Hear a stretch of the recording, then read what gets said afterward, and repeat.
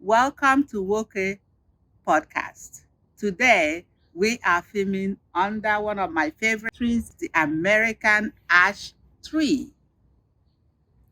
It's one of many trees in my backyard that my cats love to climb on top of. Today, the podcast topic is going to be about financial freedom. My podcast is not pre-written, it's not rehearsed. Um, I usually come up with the topic with my team and we just go for it because we have find out if I write it down, I'm going to forget everything or get confused. So it's better for me to talk from the top of my head. Plus, this is a conversation. So, financial freedom. As a young person, I remember my dad who was living in the village of Umuahia in Umuahia, Nigeria. My dad was a business guy. I remember seeing my dad. He will leave on a Monday and he'll come back on a Friday on his bicycle. And he was going to our neighboring villages, buying clothes, materials, different products, medicine, um, stockfish, which is in Nigeria, especially in Igbo land, is a delicacy. My dad will leave on Monday and come back Friday. And when he comes back on Friday, the back of his bicycle always has a big box with a lot of goods in it. So us children were always excited when daddy comes home. And we call him Papa. When Papa comes home, oh, it's a feast because my dad was one of those who came way ahead of his time. So I remember our dad will explain, at least to me, for some reason, I thought my dad only had me as his child, even though there were other siblings around, but somehow he knows how to captivate his children's attention. At least that's how I thought. And I talked to my other siblings. Some of my other siblings agree with me as well, but he knows how to capture your attention and make you feel like you are the only child. So I remember talking to my dad and asking him what he does. Why does he leave on Monday and come back on Friday? And tells me that he goes and buys medicine and clothes and stockfish and different spices as well. And then when he comes home in the village, our home is like a pharmacy. If you have headache, fever, malaria, whatever, you come to our house. My dad will give you different medications to help you. Another thing my dad did was also he will serve tea. So if anybody comes to my dad's house, you are sure to have a warm tea, a cup of tea. So our home was always a center where people in my village gather to chat, to conversate, and to tell my dad if they're having any problems or any illnesses, which he can help them by giving them some medications. He also does tell them about the other natural medicines that they can get from herbs and stuff at home. So I saw my dad doing this, and I didn't really have a name for what he was doing.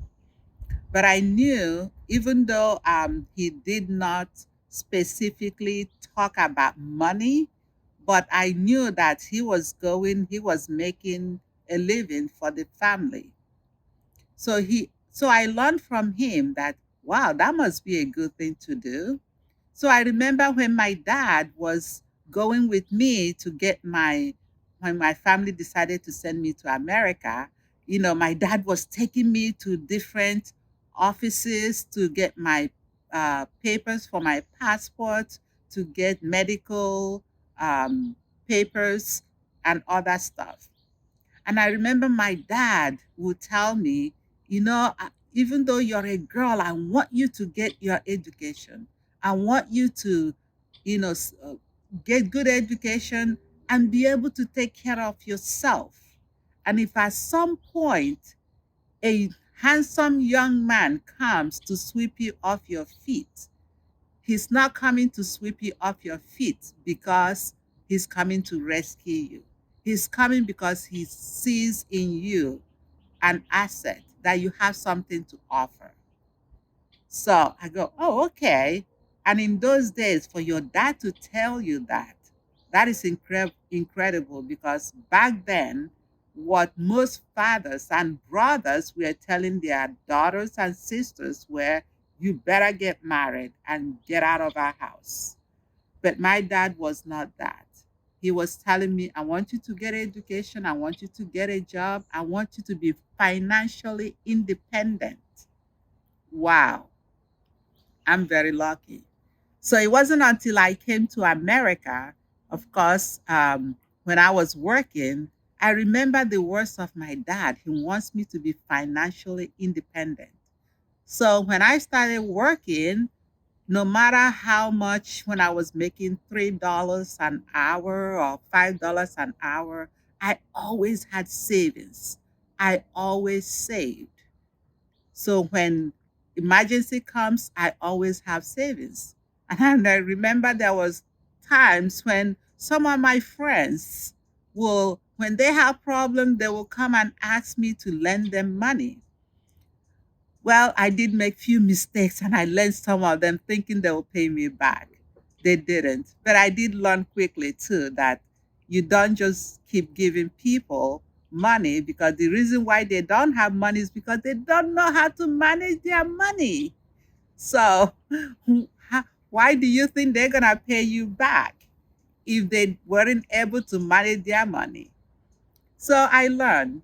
And so when some of my friends would ask me, I would say, hey, let me show you how I save my money. You're working just like me. Why not, when you get your paycheck, instead of spending all of them, just take a little bit and put in a savings where you would not be able to touch. Just be disciplined. Don't touch it unless it's an emergency.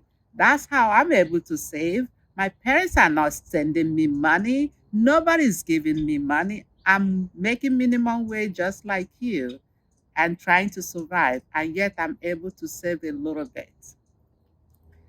Moving forward, when I started getting good jobs that was paying me more money, I started saving more. And I remember when I moved to California, and I got one of my dream jobs working in software companies. Oh, I was saving through my 401k, saving money through my savings, uh, any which way I can save. One thing that I wish I did then that I didn't do was not to get a lot of credit cards. But because I didn't have money, I did get some credit cards and I used them when I would go to Nigeria to go visit because it costs a lot. And then when I come back, I pay it back. But I started looking at some of those interests, and the mathematician in me said, whoa, you're just working and paying these people a lot of money. Why don't you figure out how not to spend so much and then be able to, when you buy something, to pay it off at the end of the month? Discipline yourself. Don't spend so much. And then when you're paying for those things, every month you pay minimum payments, you never finish paying. And most of the time, you're only paying for the interest anyway. So by the time you think you're supposed to finish paying, you've paid so much, and those things you bought, you don't even know where they are. So I said, okay, I'm gonna start discipline myself and buy the things that I can afford to pay off at the end of the month. Cars are not included because I didn't have enough money to pay for cars. Of course, houses are not included either. And to me, cars, well, house for sure is a necessary uh, debt to have. It's a good debt to have, I'll say. Because when you purchase a condo, a townhouse, a property, history has shown that they go up most of the time. And then the taxes, the property taxes you pay on them is part of when you file your taxes, you can claim it in your taxes. Plus, if you live there for a while and you want to buy a different property or move somewhere else, you can always sell it or you can rent it out and make money from it. So, properties to me is always a good investment. Cars, if you have the money, buy cheaper car and pay it off because the interest is too much. But if you cannot, buy a new car that wouldn't be giving you too much trouble, but make sure you pay off your car without accruing a lot of interest, which also lead me to credit rating. Make sure that you pay whatever things you buy on credit. Make sure you pay them on time. Make sure you pay more than what you're supposed to pay and pay them ahead of time so that you have good rating. So financial freedom is a good thing. It gives you, if you can achieve it, which I believe if everybody is able to control their urge to spend more than what they have, you will be able to achieve financial freedom, which means living without owing so much and then living in a property that you can use to also bring in income. So, I wanted to just share that with you today because it's very necessary. And, when you are younger, it's easy to accrue a lot of debt. Student loan is another debt, which I think is very necessary because I didn't have money to go to college.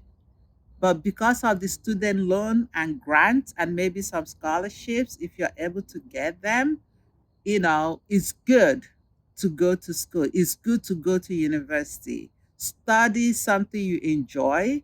And when you come out, you should be able to then create things. Even if you don't get a job, to me, going to higher education is learning how to create job, not going there to, when you come out, you only wait for somebody to give you a job. So, getting student loan when you're not able to afford it to go to college is a good debt to have. And then when you come out, pay it off if you can so that there'll be enough for other students coming behind you to also be able to obtain student loan to go to school. So financial freedom is such a good thing to have. Do your best. There is a lot of resources out there that you can look into. Talk to people who may have achieved financial freedom. Ask them, how did they do that? And a lot of people will be glad to share with you. I will be glad to share. I'll be generous with my information because I believe the more of us that are able to achieve financial freedom, the better for all of us because all of us would then enjoy life even more. So until next time, I hope you achieve your own financial freedom. So I want to give a shout out to those who has been working in the background, to my creative director, Faye Wade, and to my assistant camera photographer, Peace Wade. So be good to yourself and to others. Until next time, bye bye.